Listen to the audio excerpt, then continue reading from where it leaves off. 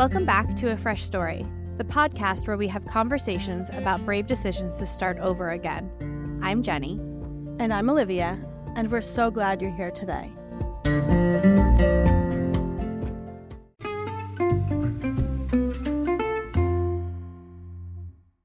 Okay, we are here with Shani Silver. She is an author and podcaster, originally from Fort Worth, Texas. And her name is pronounced like Rainy with a sh, and I'm adding that in here for anybody listening. Her book is A Single Revolution, Don't Look for a Match, Light One. And it helps singles reframe singlehood to see its value and validity for as long as we happen to be single, which we fucking love. She is not an advocate for singlehood. She's an advocate for people being happy while single. Hear that, everybody? And there is a difference.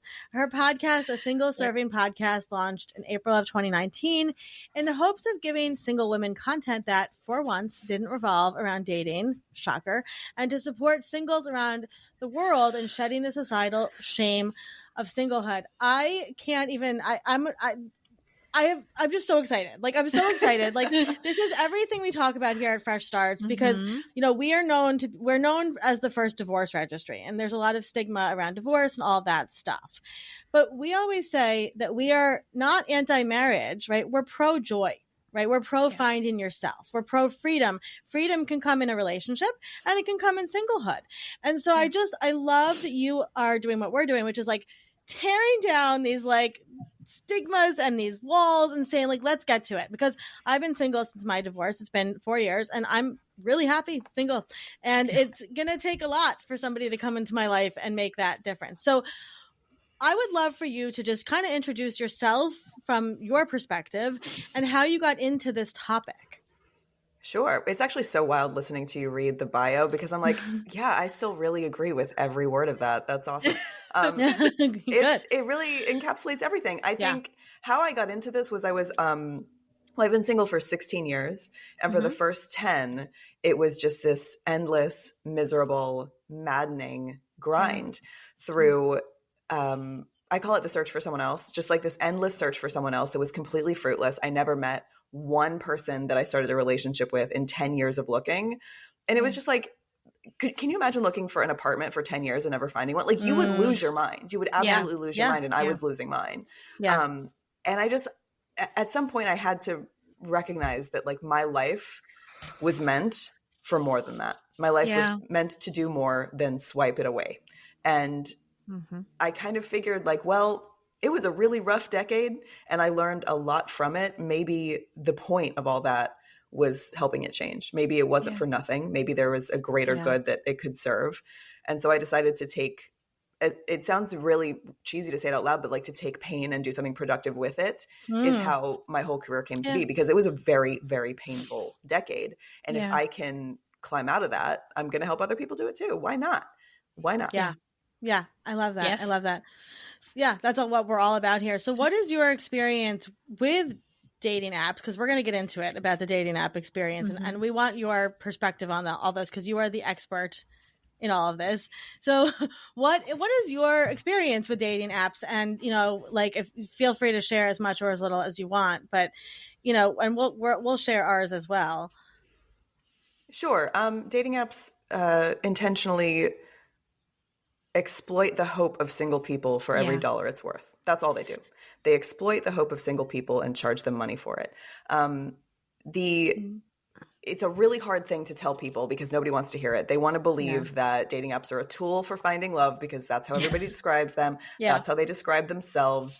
And the first time you tell somebody, no, a dating app doesn't want you to find love because it stops making your money that day. Why would it ever want that? Dating apps are not incentivized for you to find love. They're incentivized for you to never find love, and no one wants to believe it. And I've been doing this for so long, I don't give a shit anymore. If you don't believe me that the pain that dating apps have caused you never deserved to happen, all the money you paid them for nothing, it never should have happened to you. If I'm telling you that something bad should have never happened to you, that somebody did something very intentionally cruel to you on purpose, and all you can hear is, no, my husband's in there somewhere. If that's all you can hear, that's on you. At this point, it's on you. I've been doing this since 2018. If you haven't heard me yet, I I'm so tired of feeling like it's my fault because I've been screaming and sometimes crying on TikTok, which is fucking awful. Can you believe who does that? No, but you know what? It made me be like, because you were crying in the video where you were like so excited that the lawsuit, and I was like, and like I wanted to talk to you before that, but I was like, okay, we got to get her because it's so true. And I was thinking about it this morning. I'm in Edinburgh, so I had morning already, and so I was thinking about it this morning, and I was thinking like, knowing what venture capital is like, knowing what private equity is like, knowing what the worlds of companies that get investment, right? Companies that get flooded with cash so that they can make a great app and you can see ads all over the subway. Understanding what that is like, if you understand it even a little bit, you understand that data is the most important thing to these people. And when we join these, and so once you understand that, there's no way that you also don't understand what you are saying, because those two things like go so well together, and they want your data, they want your information, they want all of that. That's how they make money, because then people will go, well, I never paid for Hinge. Sure, but you uploaded your I did it, right? Like I've been on there, like you upload your photos, you upload your information, you upload your education. They see your swiping habits. They see all of that. You are what is being sold and traded. And once you understand that, it's like, of course they're not there. Of course they're not there to serve you. And we always draw from, our brother met his girlfriend on Hinge. And it's like, so you look at that one experience of like, well, they met. And then, everybody holds on to that. It's like this 6 degrees of Kevin Bacon of a, like an old wives' tale of, so no, I actually know somebody that, did that. And you hold on to that. But it's like, once you understand that data is king and that trading it and selling it and using your information is what all they want, then you understand that the whole thing, you see behind the curtain, like you see the Wizard of Oz, Well, I know a lot of people who have won $1,000 at a craps table in Vegas too. Right. That doesn't mean I'm going to. No. And it's the exact same principle. Mm-hmm. The business and its users have completely competing goals. Those are the two industries where that's true. Yes. Gambling and dating apps do not want their users to succeed. The house always wins. The house always fucking wins. Yeah. And those people that met their partners on dating apps, and everyone takes such offense to this. I never mean it to be insulting. I love, but that's an accident, babe. The dating app did not intend for that to happen. No, that was a huge error.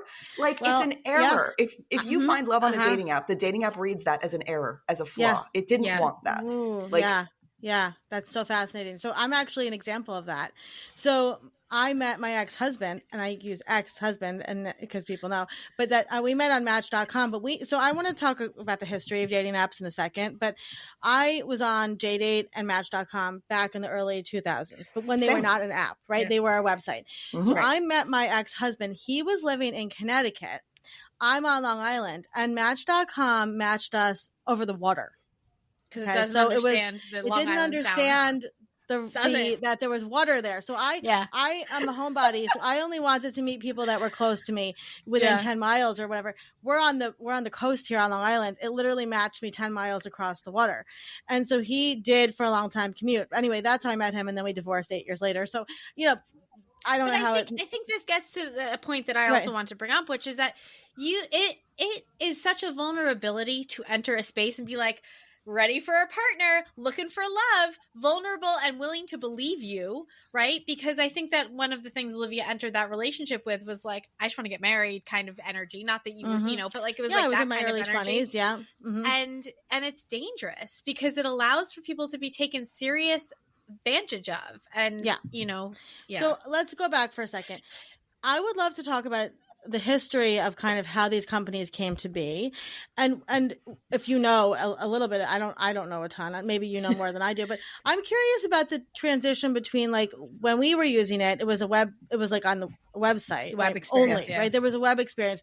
When did it become apps, if you know, and like when did kind of the rise of the dating app come to be? What I do know is that I'm 41. I don't know how old you guys are, but 39. I'm close. Okay, yeah. 36. Yeah. So our generations are the internet's guinea pigs at every opportunity because we were the first teenagers to use it, and we were the first young adults to use it, and we were the first generation that used dating apps or websites en masse ever. And so we have just kind of grown along with the technology and the I think one of the cruelest things about the evolution of digital dating is how it used to be better. It used to involve far more questions, far more. That's my point, I think. Yes, totally. Yes, 100%. And it became like, what was the eHarmony, right? Like kind of these early ones, even like Plenty of Fish, like, which was ridiculous, right? They were like, I feel like you had to sit down and type out these profiles. It was more like the video dating things from like the 80s where you had to like send in your videos, right? Yeah. And then suddenly I felt like this transition. I think Tinder. I don't know that much about it either, but I think I remember Tinder being like the first one with the swiping.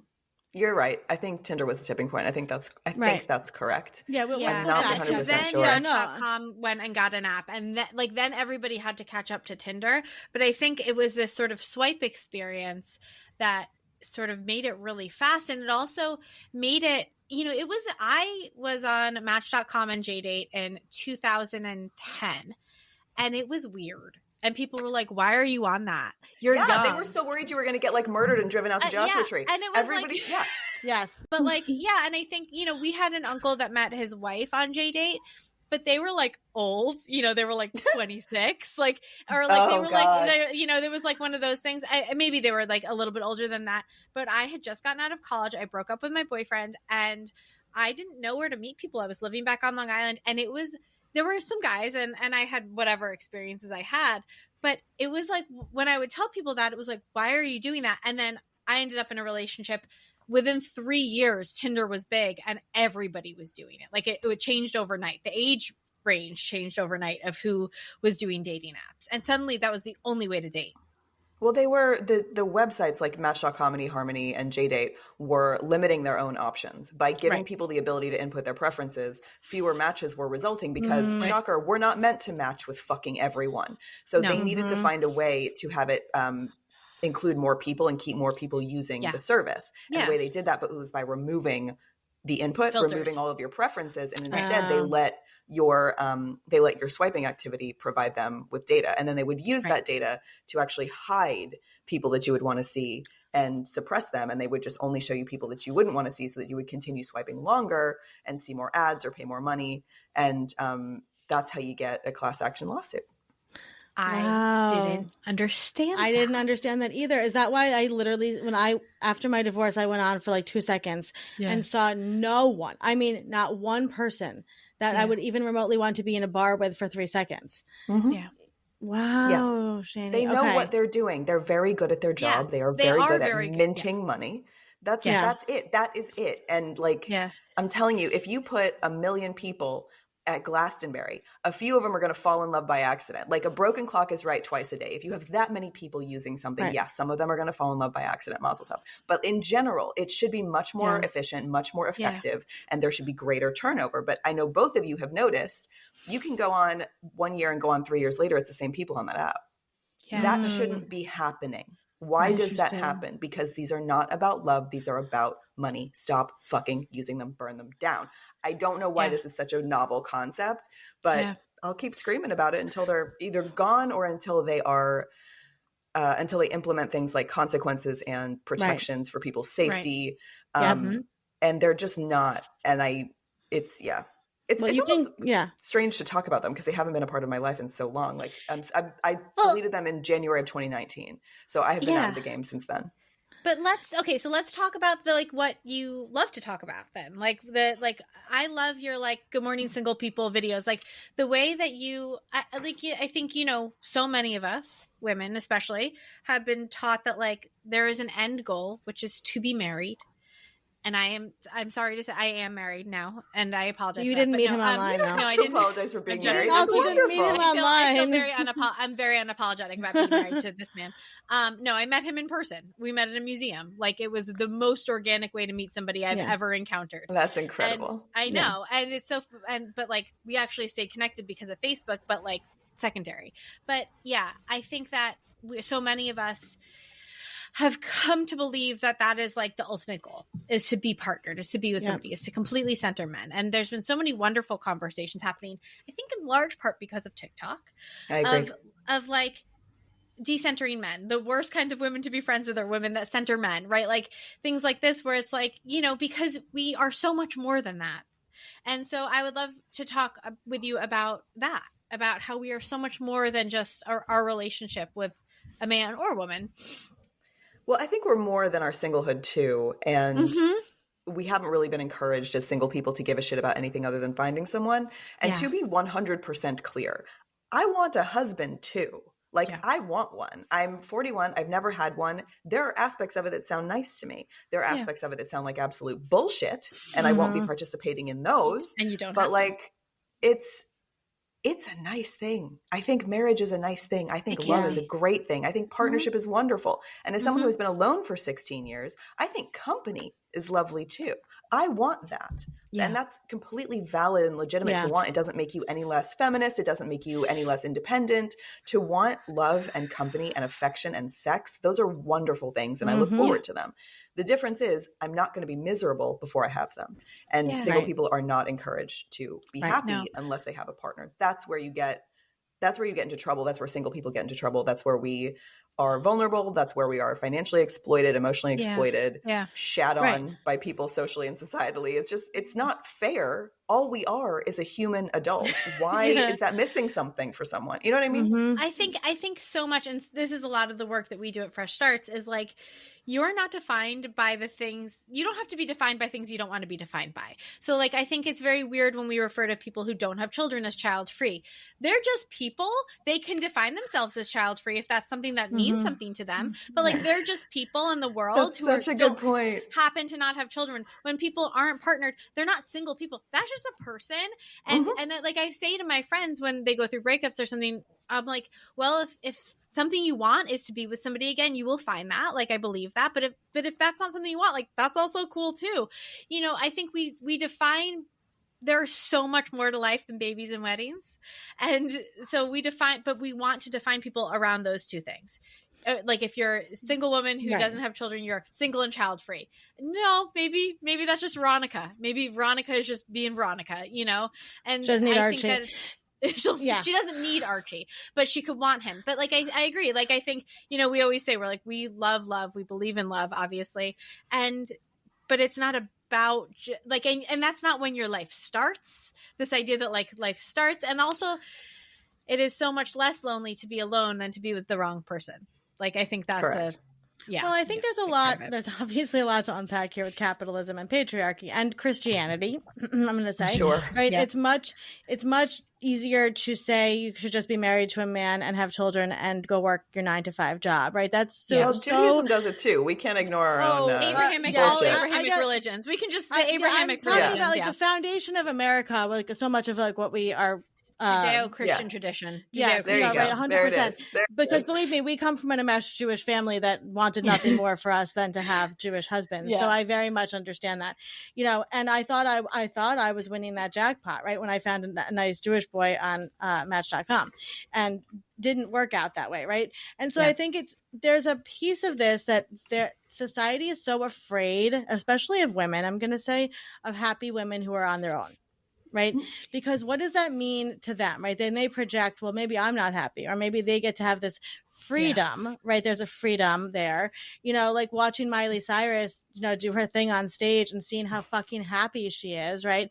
And like other women I have talked to were not so into that. And I'm like, but why? Right? She's happy and she's free and she's doing her thing. Because they're picking up a man's shit off the floor every day, and that sucks for them, and they don't know how to make that better, so they bitch at other people who don't have it as bad as they do. That's and then they glorify the institution that they're in, because the only way that they can be happy in that institution that they're actually miserable in is to brainwash themselves, basically, and be like, it's actually the best thing in the whole world.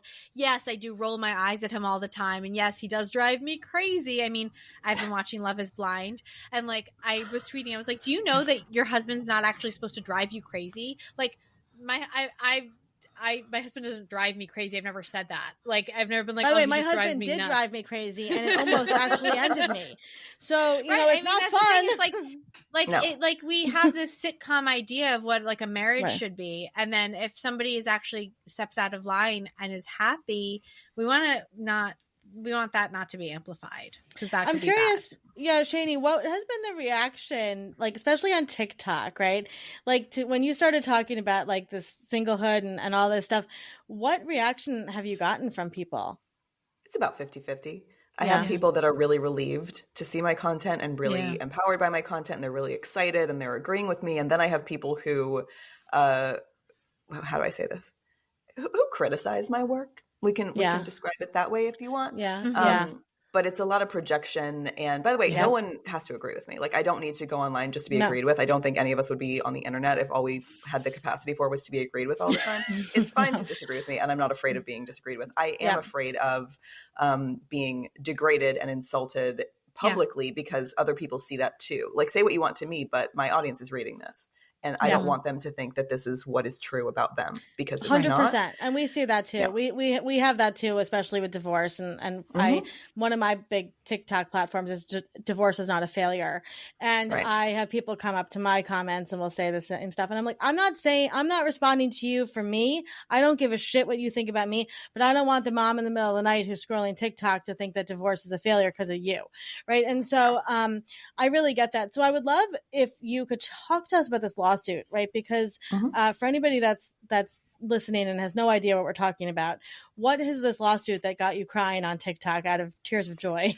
There's a lawsuit that I don't think it's been certified as a class action yet, but it's been filed. There's a lawsuit that's been filed against the Match Group, and essentially they're being sued because they make love elusive on purpose. That was the phrase used, elusive on purpose. I want that like blown up poster size and put on the wall in my living room, elusive on purpose. And then primarily what they're talking about is how the Match Group has made dating apps essentially addictive. They're causing addictive behaviors, and they're not delivering on what people are paying for. And it's like, read the lawsuit is what I would say. Like, I'm not going to summarize it wrong for you on a podcast, but like, read the articles. They're there. You can check them out. But what it's doing is saying, like, I was right. These are bullshit. They're stealing your money. They're hiding people you would want to see on purpose. They are fucking with you. And they have been fucking with you for years and years and years. Nail them to the fucking wall. I mean, I'm so scared that they're going to settle, because I want this to go to trial so badly. I want to be in the room when the verdict is read so badly. Because it's really hard to build a career off of going against the grain, which I'm sure you know. It's really hard to have to convince people that you're right every single day of your life. It's exhausting. It's really painful. It's really draining. And the whole time you're like, but you'd feel better. And like, I can't, I feel like Cassandra, just like Janie, telling everybody what's going to happen. People. We have so many people here that we can, talk to our friend Laura Danger and Crystal Britt and all of these people. You know, it's the same conversation. And I appreciate you sharing this. And I appreciate your I'm going to use the word enthusiasm, but you know, like in understanding like the importance of this, because it all ties together, right? This is a feminist issue. This is an issue about, women's rights and human rights and exploiting, right, and on all of this. And so, and also this idea, like you said, we have grown up, right, in this tech world. We were Oregon Trail kids, Sims, all these things, right? And so, like, it is addicting, right? And so using love, right, which is the ultimate goal for everybody thinks, right, the ultimate goal, to basically get them in. I guess now that I'm talking to you and have been out of it for a little while, I'm shocked people would do this, right? Not questioning what's their agenda, right? What is their agenda? Of course they want to make money, and of course they don't want you to find love. So I don't know. But nothing's going to get you more praise than a partnership. Nothing is going to make you more loved, more societally accepted. Do you know how much it breaks my heart? My family is well aware of what I do for a living, and I swear to you, nothing would bring them the joy that me bringing home a nice Jewish boy would bring them. And that breaks my fucking heart, because I've written a book and I've built an entire career. I've been supporting myself alone, not splitting rent, not splitting bills ever, not once. I've been doing this the whole time. And that would never make them as happy or as proud as me bringing home a nice Jewish boy. And so I kind of don't want to on purpose, because fuck that. Like, that's not fair. I should be able to receive societal acceptance and family acceptance and love. And they, by the way, they love me. Let's not. Totally. But like, we understand. Yeah, it's tough. But nothing's going to get you as much praise or acceptance as a partnership, as a romantic partnership. First of all, as a heterosexual romantic partnership, that's like going to give you the most praise in the whole wide world, which is fucking nauseating, even just talking about it. But Yeah. Like, it shouldn't be the thing that makes people the happiest. It shouldn't be the thing that people will fly across the country or across the world to celebrate without questioning, it's so accepted. It is so pervasive. We never question it. There's nothing, you can't fuck with love. You can't, the woman who like says to her girlfriend who's newly engaged, are you sure? She's a bitch and a half for even asking. But she's smarter than everyone else who just blindly says, oh my God, I'm so happy. I'm so happy. I'm so happy. Yeah. Like you're allowed to be deep with this shit. You're allowed to think about it deeply and question it deeply and really ask, like, is this what you genuinely want? Or were you just tired of not being single anymore? Were you tired of being ashamed of being single? Like what?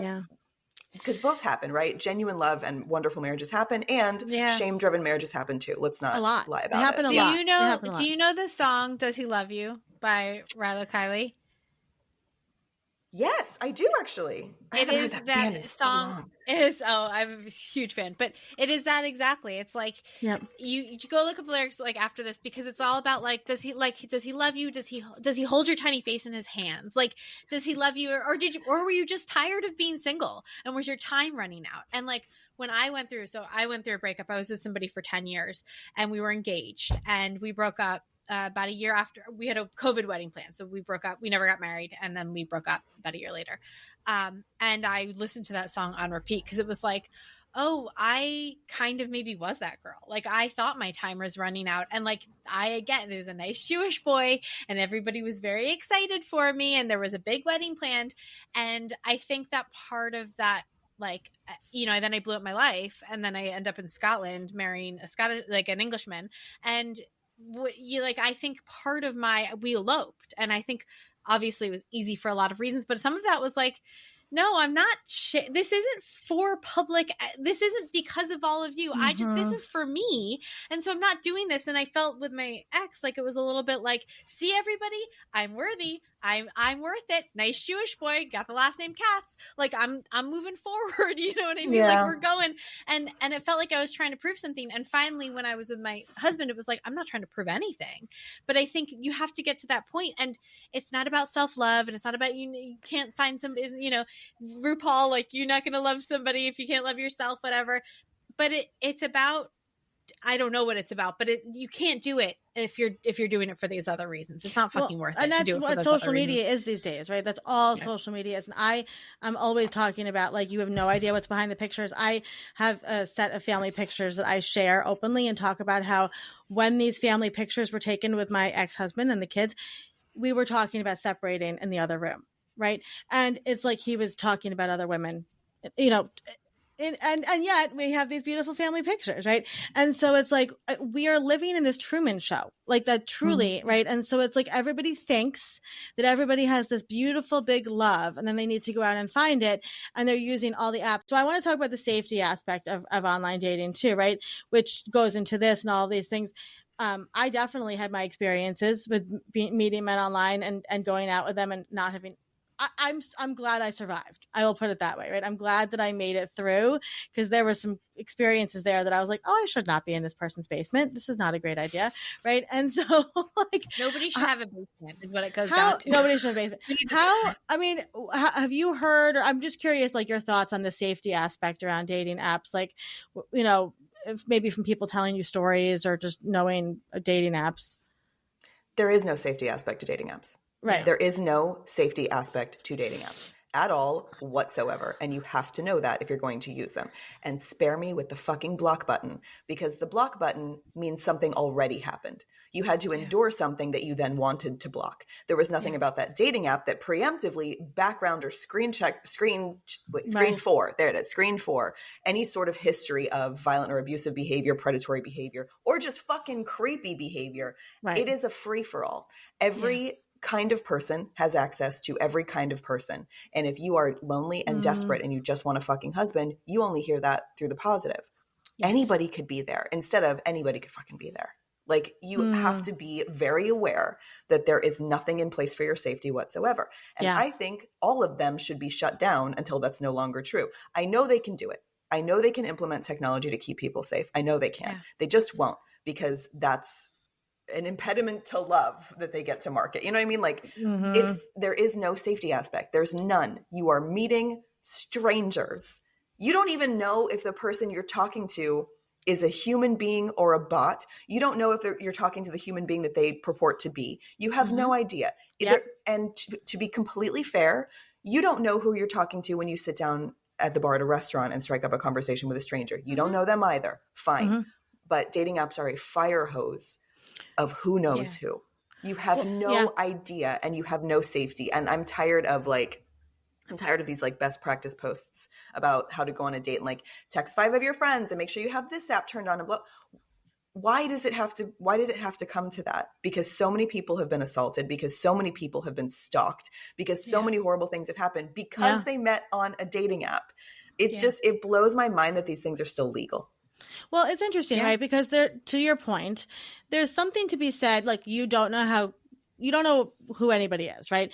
But if you do see somebody in a bar and they are in society, right? And they are like presenting to a certain degree, there's a couple boxes you can check off. They can function in society. They know how to order a drink, right? Whereas like I agree with you, and it's funny, I follow a lot of these like matchmakers and dating people, and sometimes they'll post these conversations, and I think that most of the time these are bots. These are not real people talking. And I will call it out. And I'm like, this is not a real human. Like, I don't know what to tell you. Like, because they're analyzing the conversations. And I'm like, nobody actually speaks this way. This is not a real human. And every time I comment that, people like my comment, because I'm like, can we just call it out for what it is? Like, this is not real. If you're listening to this and you're like, I do want to meet somebody, what would you suggest that people do if that's something that they want? Live. Yeah. Live your life. Live. Jenny went to a fucking museum. Live. Yeah. Live your life. Do the things that you like. Yeah. Be who you are. And at the back of your mind, you cannot have, I'm going to join a soccer league so I can meet a husband. You have to just love playing soccer. Yeah. You cannot assign this secondary goal to every single aspect of your life, because then things you enjoy doing are going to disappoint you. And that's so unfair to you. Like if I hear one more time, oh, you're going on a solo trip, maybe you'll meet someone. No, I'm going on a solo trip because I've never been to Italy. Yeah. That's what's going to happen. Yeah. You can't live your life with this like secondary goal. Is this, or maybe it's your primary goal. I don't know, but just go to the grocery store. Don't be on the lookout or on the hunt in the cereal aisle for a guy all the time or a girl all the time. Yeah. Like, don't live your life in service of finding a partner, because it's a one-way track to hating the life you are lucky enough to be living. Yeah. We have a whole ass life. And it can be wonderful and beautiful and full of things we love, and full of jobs we love, and friends we love, and family we love, and activities we love, and hobbies and talents. All of these wonderful things get clouded when you're living your life underneath the weight of, but I don't have a partner. And that is a crime that you're committing against yourself. So fucking stop. Yeah. Just you live heard your it life. here. You heard it here, folks. It's true. That's it. I love it. It's the thief of joy. It's the thief of joy, and it's the thief of joy in pursuit of some rules that were made up by people that we don't fucking agree with, and that we don't know, and that we're never going to know because it was Abraham. You know what I mean? Like, we're never going to know that guy, and now we have to live by his rules and steal our own joy day to day. And then, God forbid, we meet somebody while we're living an inauthentic life because we're on the prowl constantly. Like, good luck making that work long term, because that's really hard when you're like dressing up all the time to go to the grocery store, and then you meet that guy. Like, that's not you, babes. Like, that's somebody else. You're playing a part. It's funny. I had this revelation a couple weeks ago, because I'm very much of that mindset. We have an amazing relationship coach who's at Fresh Starts, and we love her, Susan. And I was interviewing her for our podcast, and she said the same thing, right? She was like, go live your life. You just take the trips. She's like, I've met people at the airport just because I'm sitting there, right? Like, totally the same advice. And so I had this revelation. I took my son to therapy, and I'm wearing like the vest and the hat. I'm like, I don't care. Like, I'm taking my son to therapy. And this cute guy, right, opens the door, and he's like, oh, here, let me open the door for you. And I was like, for a second, right, I was like, oh, I'm wearing this really horrible. And I was like, no, fuck that. I'm like, if he's supposed to be my person and he loves me, it's because he finds my soul in the world, right? It wouldn't matter if I was wearing a fucking clown suit. It's because he found Olivia, right? And it was this huge mental shift for me to be like, it doesn't actually matter what I do on the outside of me. If that's really the person I'm supposed to be with, he will fall in love with me because he's supposed to find me at that moment in time. I appreciate you speaking out about all of this and with such like, I don't know, grace for everybody's situation, right? Because like we are very like anti-bitter people. Like we're not angry, we're not bitter. We just want people to live their best lives. And I think like you take such a beautiful approach to that. Say, hey, look, if you can love, you can get married, you can have multiple marriages, you can live forever alone or with your cat or with your cousin, whatever you want, right? Like that, do your thing. And I think so many of us just need that permission, right? To like get out there and do that. So we appreciate everything you're doing so much. Thank you. I hope that the permission starts coming from society too, because I think nothing's really going to change until it does. Until we stop over celebrating weddings and under celebrating single people, I think we're going to have the culture we have. So small incremental change is better than no change at all. And I think sort of opening up people's minds to certain realities that have been clouded because, well, nothing is more important than a wedding and a marriage and babies and family, right? Well, your mental health might be. Your well-being might be, because if you don't have that, what do you have? Well, they don't know that they exist as a full human, right? And like that's really who they are, as a full human, and you're allowed to just be a human, like we said, right? And that's really hard and scary for some people. So I'm glad that you are there to support them on TikTok and your podcast and all the things you do, to just keep reminding people like you are allowed to just exist. You're allowed to just be. And, you know, we're here to support you in doing that, because it's really, it is those small changes, but that's how change occurs, right? It changes, it starts micro and it becomes macro, and it has to start somewhere. So just like, thank you for the work. I think Jenny was right. You're very welcome. I think Jenny was right with the whole TikTok thing, because I think we're seeing things in lights that we didn't see them before. Did you guys see the video of that couple that had just gotten married? They were at their own wedding, and the bride was very, very clear that she did not want cake shoved in her face, and her husband strong-armed her to make her immobile so that he could shove cake in her face and all over the makeup that she had paid for and the hair that she had paid for. Yes, of course. And the comment section was incredible. It was incredible, and I really hope she saw it. I really hope she never filed that marriage license. I hope she ran fast and far, but I don't know. Can you imagine like her father, like standing there watching this happen, and he's about to like, or her mother, like just watching them, watching it depends their on daughter. what they're like. That's I mean, true. Some people think, oh, the marriage. Oh. So these conversations are happening and they're starting, and we're connecting with people. And I think for a long time, Olivia and I felt very alone in the world with our beliefs, just the two of us. And places like TikTok make us feel far less alone, because like, I've never had this conversation with somebody else about like, don't define yourself by the things you don't have. You don't have to be child free. You can just be who you are. You don't have to be single. Just be who you are. Like, and I think there's these ideas that, especially as women, our identities are temporary until we have children. And so it's like, and so if we don't do that, it's kind of like our identity doesn't really matter. And we have to really push back on that narrative, because there's a lot of full, wonderful, whole people that are getting lost in the sauce of this idea that like, this is the only And there path. are a lot of people that take advantage of that, like the whole Match.com industry, who believes that you are not a full person until you get married, and they want to take your data. So Shani, and also starting these kids on dating apps at like 18. So by the time they're 24, they're exhausted and they feel like they're ancient, you know? You guys need to check out a woman named Rose Hackman on TikTok or Instagram. She's incredible. Yeah, exactly. It's the same. And like, we need to keep shouting it, right? We all need to keep talking about this. So speaking of that, where can people find you? Where is your podcast? Give us all the things. Well, Shani Silver is very easy to Google, thank goodness. But everything is linked in all my social media bios, and I'm at Shani Silver everywhere: Instagram, TikTok, Threads. No longer on Twitter, because we don't stand in anti-Semitic space. And my book is on Amazon. A Single Revolution, Don't Look for a Match, Light One is on Amazon as we speak, and it's the only place you can buy it. What else? I sometimes forget. Oh, my podcast is on Patreon, but again, just look for the links in my social media bio. That's the easiest way to do it.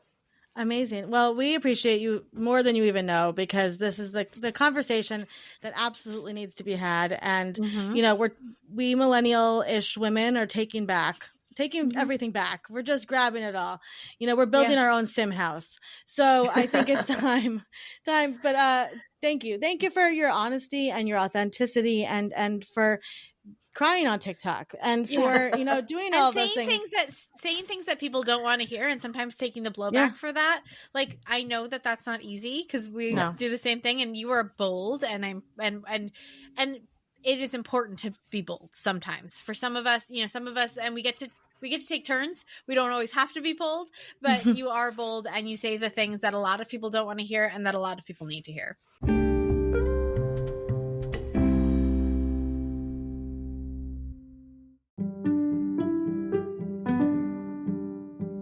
Thank you for listening to today's story. We're always here, and we're so proud of you.